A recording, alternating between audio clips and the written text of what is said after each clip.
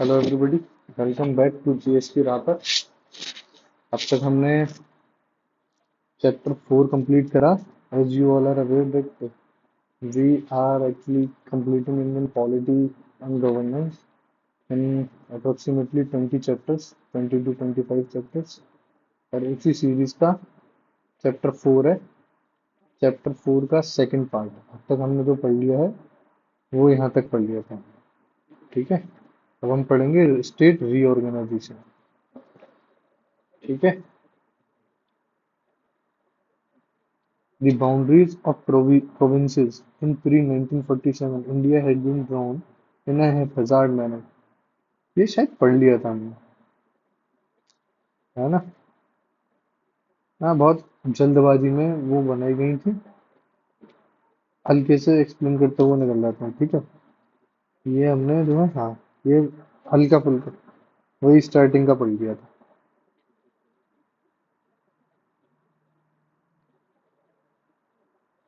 ठीक, अब हम देखते हैं यही, यहीं से पढ़ेंगे। धार धार कमीशन पढ़ेंगे, फिर आगे बढ़ेंगे, ठीक है। मुझे लगता है मैंने ना ये पढ़ा दिया था, पिछली बार हमने ये पढ़ लिया था, स्टेट रीऑर्गेनाइजेशन, ना कि नीचे का, है ना। तो हैपेजार्ड मतलब डिसऑर्गेनाइज तरीके से जल्दबाजी में बना दी गई चीजें, ठीक है। तो जब इंडिया आजाद हुआ तो बहुत जल्दबाजी में ये सारी चीजें बना दी, उसके बाद किसी ने कोई कार्रवाई नहीं करी, ठीक है। और उस, हाँ, no heed was paid to linguistic and cultural cohesion. कोई भी ध्यान नहीं दिया गया किस पर, लिंग्विस्टिक या कल्चरल या कोई और जिसके बेसिस, कोई और तरीका जिसके बेसिस पर वो बनाया जाए, स्टेट रीऑर्गेनाइज करी जाए, ठीक है। After the accession of the princely states and British provinces, the states were grouped on the basis of the historical and political consideration। historical और political consideration पर, historical and political consideration पर, political consideration पर वो बना दिया गया। क्या बना दिया गया? ठीक है, स्टेट बना दी गई। कोई भी लिंग्विस्टिक या माइनॉरिटी या ग्रुप्स या सोशल ग्रुप किसी के ऊपर आधारित नहीं था, सीधे सीधे हिस्टोरिकल और पॉलिटिकल ग्रुप का बना दिया। At this juncture there was a need for the reorganisation of state on a permanent basis. इस समय क्या था, नीड थी किसकी, परमानेंट बेसिस पे स्टेट्स को बनाने की। जो आज की स्टेट्स हैं और कल की स्टेट, मतलब उस समय की स्टेट्स थी, उनमें अंतर था, ये था, ठीक है। ये क्या था, प्री इंडिपेंडेंस, इंडिपेंडेंस के टाइम का इंडिया, ठीक है। ये जो थी ये सारी स्टेट्स को अंडर करा गया फिर, ठीक है, दोबारा रीऑर्गेनाइज करा गया। इसके संदर्भ में फिर क्या हुआ, कमीशन बनी। सबसे पहली कमीशन इसको बनाने के लिए, सबसे पहली कमीशन थी धार कमीशन, ठीक है। धार कमीशन, इसने अब सबसे पहले तो ये जो मैंने लिखा है इसका मतलब ये है कि धार कमीशन ने क्या करा, rejected the policy of reorganization of state on the basis of language, on the basis of language के बेसिस पर रीऑर्गेनाइज करने से मना कर दिया इसने, ठीक है। Due to the growing demand of reorganisation of state on linguistic basis, the commission was appointed in the chairmanship of S K Dhar. S K धार की चेयरमैनशिप पर कमीशन बनी, ठीक है, कि लिंग्विस्टिक बेसिस पर हम स्टेट बनाएंगे। किस पर, लिंग्विस्टिक बेसिस पर। The Commission preferred reorganization of state on the basis of administrative convenience, including historical and geographical consideration instead of linguistic lines।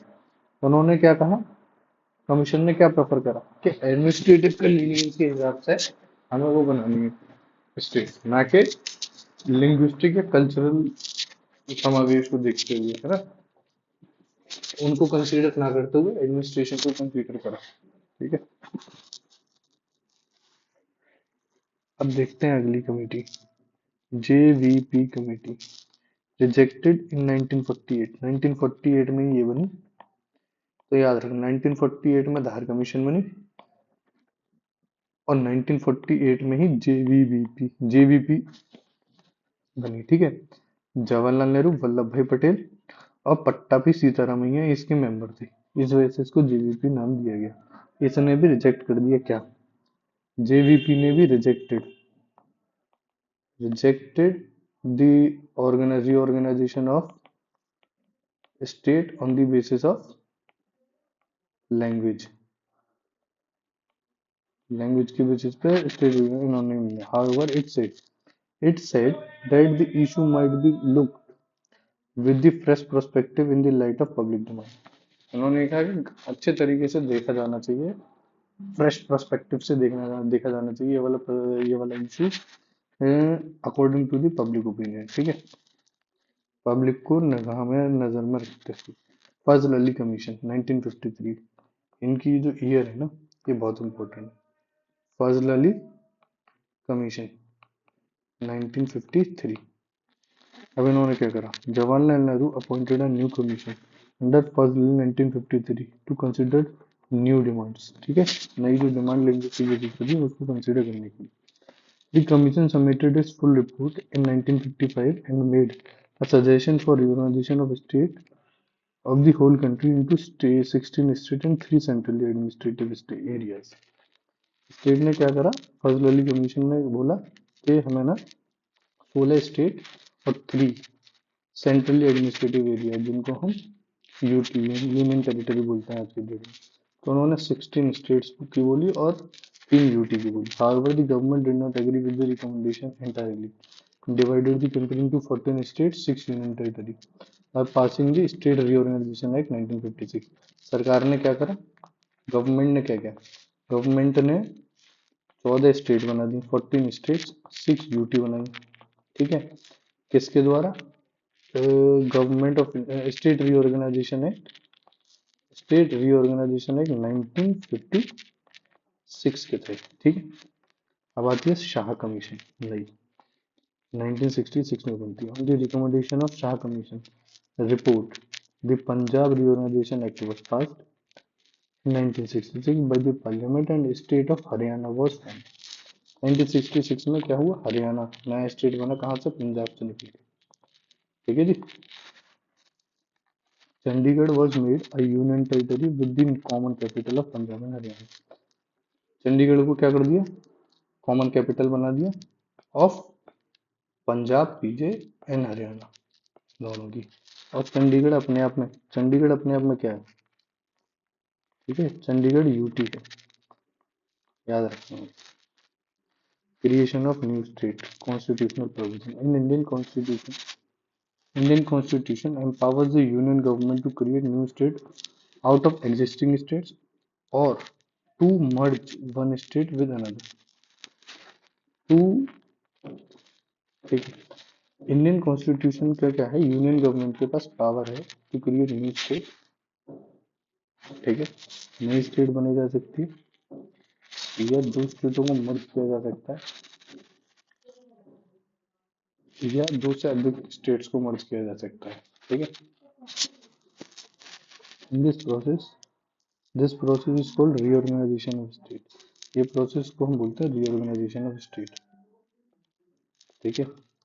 The basis of reorganisation could be linguistic, religious, ethical, ethnic और administrative, ठीक है। Reorganisation का basis linguistic भी हो सकता है, religious भी हो सकता है, एथनिक भी हो सकता है, एडमिनिस्ट्रेटिव भी हो सकता है, किसी भी चीज से नई स्टेट बनाई जा सकती है। Constitutional provision for creation of states, article 2, parliament by made law admit into the union territory or establish new state on such terms and conditions as it thinks fit। Parliament क्या कर सकती है, law द्वारा किसी भी चीज को Indian union territory के अंदर एडमिट कर सकती है और किसी भी चीज को निकाल सकती है जो वो सोचे ठीक है, जिस हिसाब से वो सोचे ठीक है। There are two powers of the parliament by Article 2, namely the power to admit new state into union territory। सबसे पहले power to admit new state, नई new state into the union territory, union territory, ठीक है जी।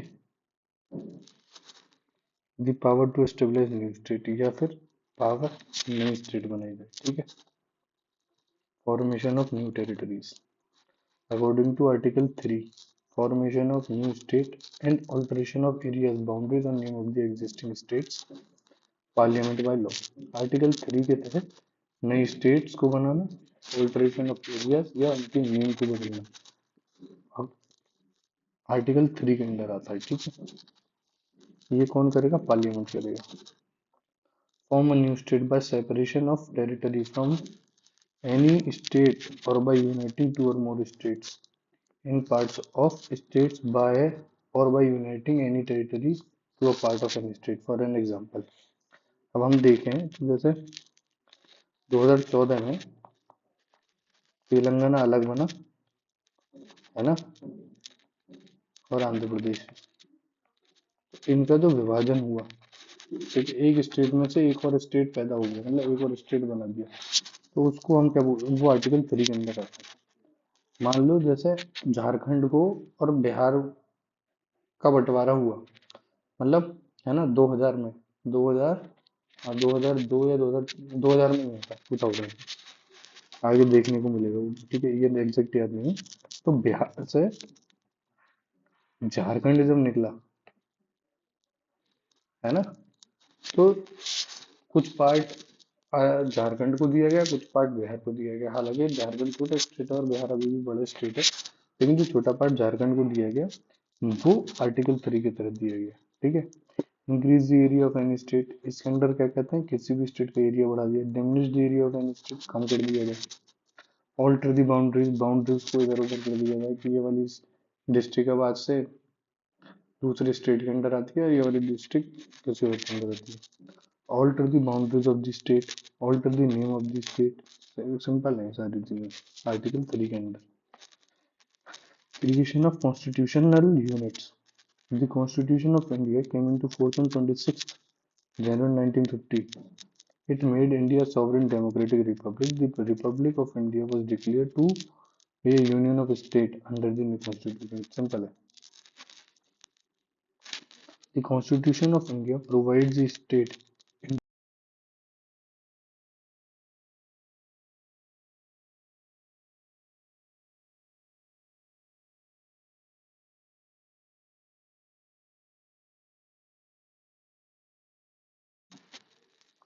Call आ रहा है, ठीक है ना। And part D, part D, चार भागों में स्टेट को डिवाइड किया गया। State was divided into 4 parts, ठीक है। जब स्टेट को 4 पार्ट्स में डिवाइड कर दिया गया है तो कोई बात ही नहीं है। अब देखते हैं कब, 1950 की बात है ये, ठीक है। आगे की चीजें नेक्स्ट क्लास में पढ़ेंगे। आज की क्लास थोड़ी छोटी रहेगी, मुझे लग रहा है कोई एक काम है, उसके लिए कॉल आ रहा है, ठीक है। बाकी शाम को मैं शायद ये क्लास पूरी करा दूं, ये क्लास थोड़ी छोटी हो जाएगी, ठीक है। नेक्स्ट क्लास में सारा चैप्टर खत्म हो जाएगा, ठीक है।